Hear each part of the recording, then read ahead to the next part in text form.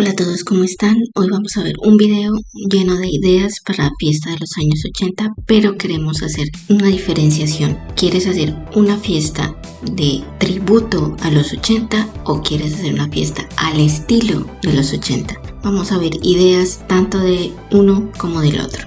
Así que quédate hasta el final de este video.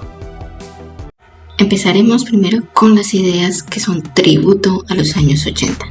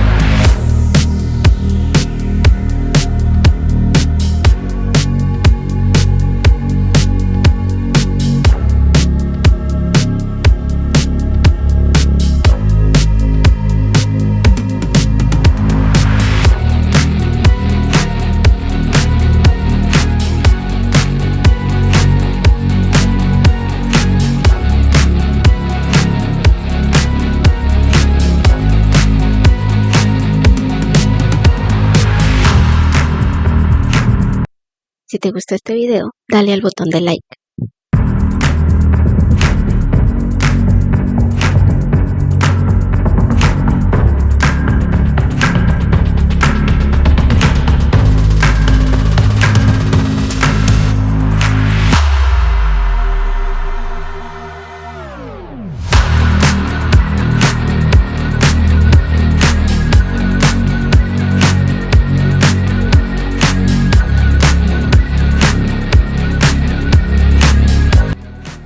Ahora vemos ideas que son al estilo de los años 80.